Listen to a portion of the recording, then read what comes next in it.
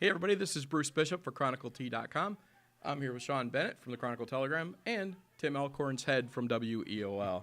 Obviously, Tim's not with us this week, but obviously we've got a little bit of him here anyway. So let's go on with this video and we'll try to carry on with Tim Elkhorn's head. Tell me a little bit about last weekend. Looked like a great weekend. Had some good wins for local teams. Yeah, we had two local teams in their respective conference tournaments, Elyria and Lorraine, and they both did really well. Elyria went in and won the Greater Cleveland Conference. That's their third straight. Since the Greater Cleveland Conference was put together 3 years ago, Elyria's won all three of the conference championships. They won the last Northeast Ohio Conference Championship, so that was their fourth straight tournament title, their conference tournament title. And they were super impressive. Super impressive. Super impressive. Tim Elkhorn's head likes that. He does. And, yeah, they finished with 12 placers. Only took 12 wrestlers. They had two weights they didn't put a wrestler in, so they finished with every guy finishing on the podium.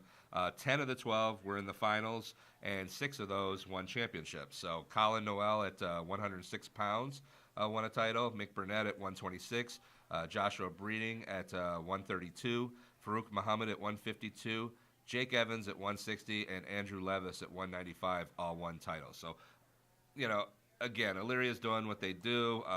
You know, they've been rolling all year. I expect big things going forward. They still got the state duels. They still have got the sectionals, districts, and state tournament in the individual wrestling tournament.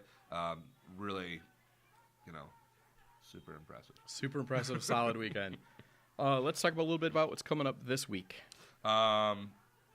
Well, I should go over the Lorraine stuff, too, just from the Lake Erie League. Sure. Before we go on, because Lorraine also really went in and did well. They finished with the team trophy. They were the runner-up at the Lake Erie League tournament at Maple Heights, losing to the host Maple Heights wrestling team, but 12 placers themselves. Blake Bartolome won at 113 pounds, Khalil Brown at 132 pounds, Sean Petty Jr. at 170, and Cameron Seymour at 220. All won titles. Khalil Brown, Sean Petty Jr. Kind of have been the leaders of that team most of the season. They've been doing great things. Blake Bartolome also well known over there. Cameron Seymour coming on strong, obviously up there in the upper part of the roster. So yeah, definitely a nice 1-2 showing for Elyria Lorraine, and Lorraine, you know, now just wants to get going and get healthy and get ready for the sectionals as well. They'll be all kind of combined. They're out at Westlake in Division I in a couple weeks. So, okay. Yeah, this week we're back on the mats in full force. We have several more conference tournaments. The Patriot Athletic Conference Tournament, that's going to be at Brooklyn High School on Saturday. We've got lots of local teams: Black River, Brookside, Clearview, Columbia, Firelands, Keystone, Wellington, Oberlin, all going to be out there competing at that tournament.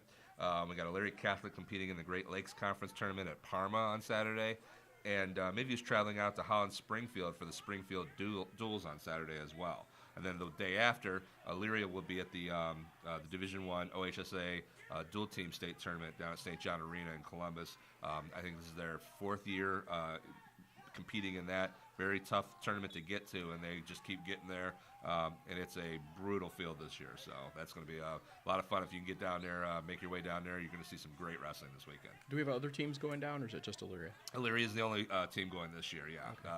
Everybody else, I don't even think they're the only. Elyria and Midview were the only two teams that made it past the first day of competition. Elyria and Midview unfortunately had to face each other in the regional semis, so Elyria then eliminated Midview, and then they went on to win the regional title so that they could compete down here in the field of 8. Okay, so let's tell you what, for the people going down for Elyria, let's talk a little bit more about that tournament and how that all plays out. Yeah, so it's going to be the top 8 teams. There's 8 regions, and then once everybody won those 8 regional championships, they reseeded, and Elyria won the number 4 seed. So in the first round, they'll be facing Cincinnati LaSalle, the number 5 seed. They'll be squaring off at 11 a.m. Down there at St. John Arena. If Elyria is victorious, that means they face then the number 1 seed, and well, probably the number 1 seed if the number 1 seed is victorious, which is St. Paris Graham.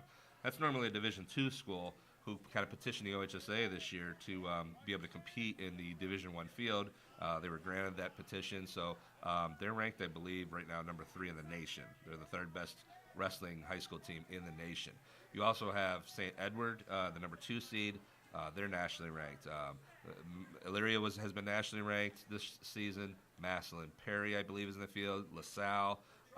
There's like 6 teams in this Brecksville.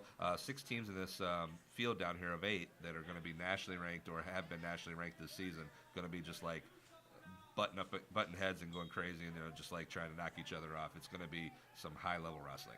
So how do you think Elyria will shake out when they're done with this weekend? Well, I think the first match is kind of a tough one. Hopefully the Pioneers will have good matchups and they can compete. And if you come down right to the end, they're going to want to build a lead and hold a lead late in the end because their strength is in the start of their lineup.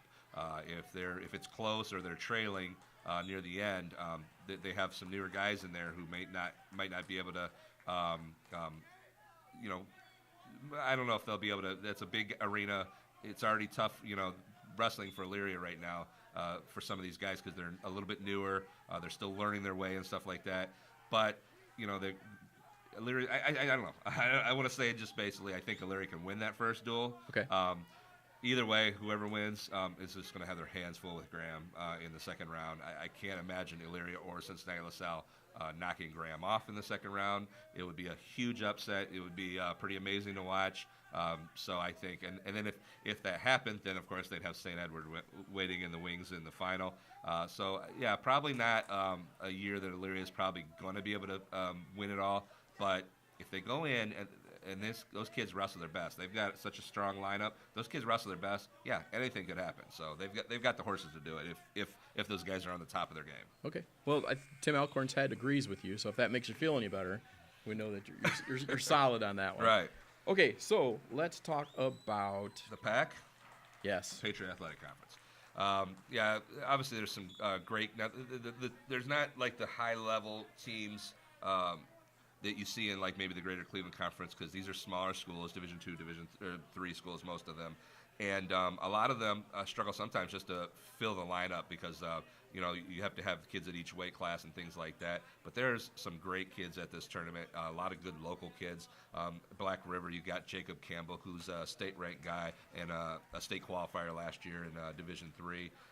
Clearview, J.D. McCardle, we just did a story on him. He's got like 35 to 40 pins at this point. He's a heavyweight. He's a senior. He's looking to go do some big things down there. He's highly ranked in the state right now as well. Firelands has still the only undefeated wrestler in the county, and Peyton Bergdorf, who placed 4th in the state last year as a freshman. They have the heavyweight Sean Lipscomb, who's expected to get to state this year and do some big things. Keystone has David McCullough and Justin Ochiltree. And then Wellington has Mason Wright, who's state ranked, and he's looking to be the 4th Patriot Athletic Conference 4-time champion. Since the league was put together in 2005, he could be the 4th person to win 4 PAC titles. So that could be a big storyline this weekend as well. Okay. All right. Well, listen, Tim Alcorn's head is reminding me that I haven't mentioned our good friends at Cobos, and we should thank them for sponsoring us. And since we're going to do that, Cobos, I think it's time for the hat. Cobos Insurance? Yeah, Grange, I would put on the hat, but obviously Tim's going to hold on to it? Tim's holding on to that one. So Tim Alcorn's head wants to know, who is getting the tip of the cap this week? All right. Tim Alcorn's head, I will let you in on it.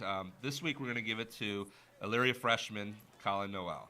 Or Noel, I think is actually how you pronounce it. Sorry, Colin. Colin basically was coming into the season believing that he was going to be on the varsity white team or the B team because Bryce Allison was coming off a nice season. And he was expected to pencil it in to be the 106-pounder.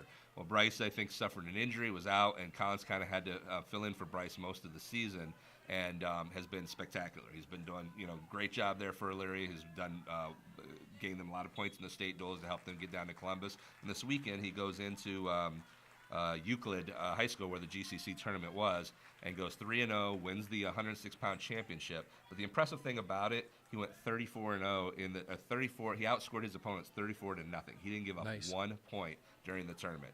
He started with a 17-0 technical fall, then won 6-0 in the semifinals, and then finished with an 11-0 major decision in the final. So that's high-end wrestling from a guy who's just basically gathering steam as the season goes. He looked great out there on the mat, just building up points, takedown clinic, near falls, the whole 9 yards. So tip of the cap to Colin Knoll of Elyria High School. And tip of the Tim Alcorn's head. Tip of the cap. Hey, before we wrap this up for the week, let me ask you a little bit about a question about you. We didn't talk about this, boy. so here comes the surprise. Were you a wrestler in school? What brought you? Because clearly you love wrestling. You put a lot of time into this. What is it that draws you to the sport? Well, I was not a wrestler. I didn't have any kind of inkling of what the sport was all about. And when I started working here, Judy Asp was pretty much the only person writing wrestling. And then we started incorporating, because there's the 3 divisional breakdown, Division 1, 2, 3. They started asking me to cover some of the, like the other divisions that she couldn't cover. She can't be in 3 places at once. Right. So I started doing some tournament or some dual meets, and started doing the Division 3 tournament out at Brooklyn High School. It was every year. So I kind of just went in there, and another tip of the cap to Rick Twining from Oberlin, because he was the first guy to kind of take me under his wing and kind of just kind of break down wrestling, show me everything. But what made me, and it was fun, and learning the new sport, the blah, blah, blah, whatever. But it was really the fact that I've covered so many high school sports, so many sports in general. There's something about wrestling that impresses you as a human being. The way the kids work, the coaches deal with them. I mean, there's passion involved. It's hard work, gritty, just never-ending, tiresome work on it. And everybody's so genuine. The parents, the kids, the coaches, that there's great stories involved. Everybody is willing to talk to you and help. And it's not, and when you're at an event, people are rooting for the kids and for the teams most of the time. It's not, some other sports, there's a lot of rooting, against an opponent or yelling at the official all the time for being blind or whatever, being asleep or whatever.